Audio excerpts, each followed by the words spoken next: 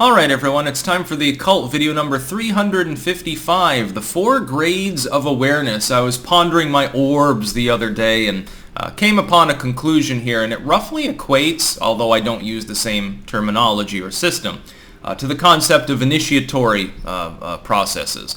That is, that there is a gradual, step-by-step, loosely categorical arrangement in which a person self-realizes. They gain enlightenment, they gain wisdom in some spiritual form, and of course, depending on the religious or spiritual system, what is attained and its meaning, it differs. I wanted to focus just on something that was purely physical here, which is that the first grade of humanity and the vast bulk of individuals out there, regardless of how rationally intelligent they are not aware that the physical is not very meaningful. They may loosely understand the basic premise, making them nihilistic in many cases, but they don't really ponder it more deeply. They don't really deeply imbibe the secondary meaning that stems off from understanding that the physical is effectively meaningless. And let me explain why.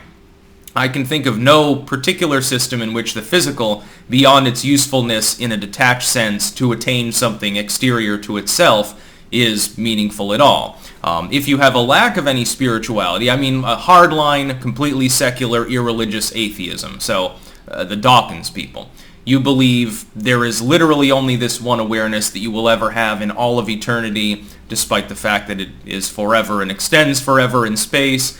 You think that your consciousness, oddly enough, is unique. I could get into string theory with regards to this, but we'll avoid it right now. I reject out of hand this particular notion, to be clear. If you believe that this physical life is the only one you have, the body itself, your own personal existence, you've rendered it entirely meaningless. It doesn't matter. The only thing that matters in that case is its exterior, that is, its interactions with the other meaningless existences around it. That would be the only purpose. The physical body itself, therefore, is oddly enough rendered into the same kind of useless vessel that one would expect in Judeo-Christianity or similar religious paths. If you believe in an afterlife, the physical body and its mental and physical activities is effectively just subjugate to the afterlife or reincarnation or something like that. If there's something beyond the physical is also rendered useless. The fact is that this would be a widely agreed upon topic among various groups of people, that only the secondary usage of the physical body in any form, including the mental, the brain's just part of the physical body, it's an organ. Whether you believe that the only goal is sense pleasure, reproduction, biologic sort of evolution and scientific side, the more academic, the more refined side of hardline atheism at times, or it's something spiritual, the body itself doesn't matter. So the first grade of people, which is 90% of all humans, do not really realize that their physical body, that the physical around them is meaningless, except in terms of contrasting and comparing and interacting with different exterior bodies, different physical forces. That is, the personal self is meaningless. The second grade of people understand it, but they've become nihilists. They've become entirely egotistical, become corrupted by a little knowledge. Remember, a little knowledge is a dangerous thing. And they become abusive and materialistic. This would be your grand poobah council elites and groups like that mock up the occult in some cases and, fiddle around with symbolism because they find it entertaining. This would be spirit cooking and things like this. These individuals understand the basic premise, but they don't understand the interpretation of the basic premise. Their subjugation of the physical world around them is only for self-serving purposes because they haven't bothered to delve any further into the concept of what it actually means that the physical is meaningless. They're still living for today, in many cases because they don't think that there's a tomorrow. In some cases, they seem to actively plan to make it that there's no tomorrow for the vast bulk of living things on planet Earth. They don't stretch their mind out any further than that. They don't consider philosophy, at least beyond how it can help them materialistically. They don't ponder life on other planets, very interesting subject with its own potential spiritual ramifications. If you think about the vast expanse of space, again, I do believe in extraterrestrials, I just don't believe little green men are visiting our planet. They don't think about being kind to others because they don't care about others. They don't even really care about themselves. They'll dissolve themselves in their own materialism, die alone and miserable in many cases, knowing, hey, at least I have a nice tombstone above my decaying corpse. So that's the second grade of humanity. They understand the core concept, but they don't understand anything beyond that core concept. They've imbibed the central message, but they haven't interpreted it in any deeper fashion. The third grade of people are people a little bit better. They're a little bit more cerebral. They understand as well, like the shoddy and corrupt elites, the more secular side. They understand that the physical is basically meaningless. The material is bullshit, basically. But they become detached from the material. So here you have like Buddhism and things like that. Individuals who have ascribed, in many cases, to an actual religion. So the Christian says, look, my physical body will decay, I want to go to heaven. The Muslim says the same thing, I want to go to paradise. The Jew, some interpretations appear that they just want to sleep for eternity. So, I mean, it's better than suffering, I guess. They want to go to hell or whatever. Individuals want to reincarnate, to ascend out of the physical realm because it's rendered meaningless. Hinduism, Tibetan Buddhism, etc. All of these systems provide for the same basic premise, which is that the uselessness or near uselessness of the physical body, the physical self, for anything other than achieving something exterior to it, much like the elites interpret it, except that they're materialists instead of ascetics. It's the same thing. The only difference is that they've moved up a grade in awareness, because instead of trying to harm others, they see others as part of that post-physical whole, and so they attempt to help other people. Christian attempts to convert other people to Christ. Islamist attempts to convert people to Islam.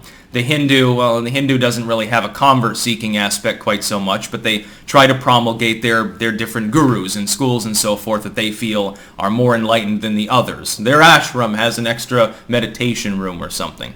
And so they've moved up a grade. They're not attempting to abuse others, although the people that lead them are usually abusive. Just to be clear, most organized religious scholars of any caliber are charlatans. They do it for the materialism as well. It's interesting that the people in the second grade technically control the people in the third in many cases.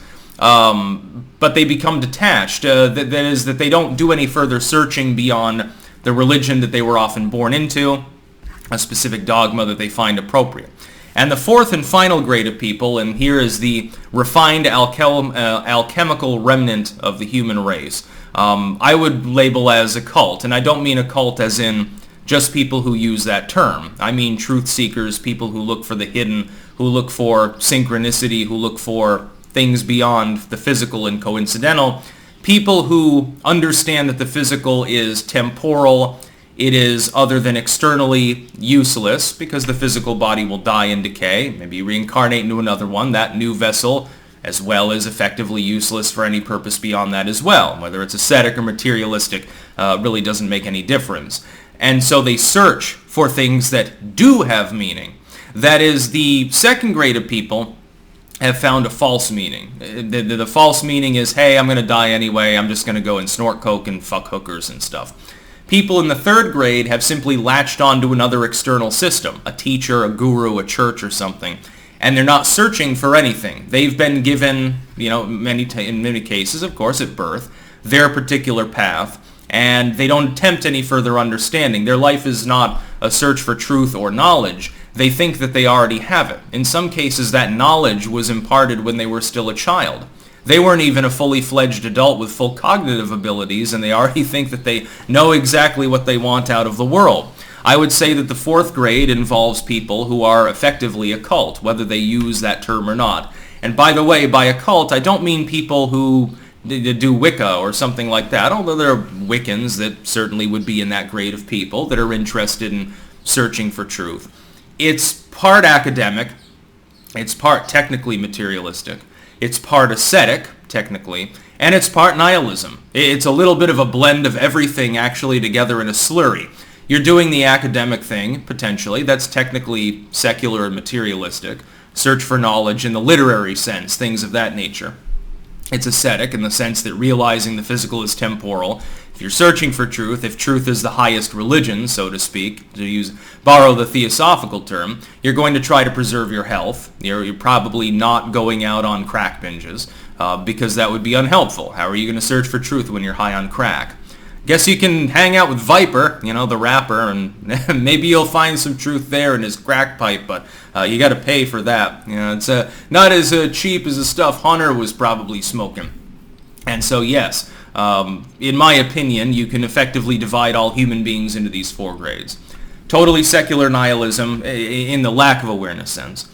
Secular nihilism in the sense of materialism, often masquerading as organized religious leadership. Actual asceticism, which is partially mystic at least, and it's certainly less abusive, and then people who are searching for truth. And in many cases, this has an overlap with libertarian ideology. Because in order to search for truth, you can't have book burnings now, can you? That's about all. Peace out.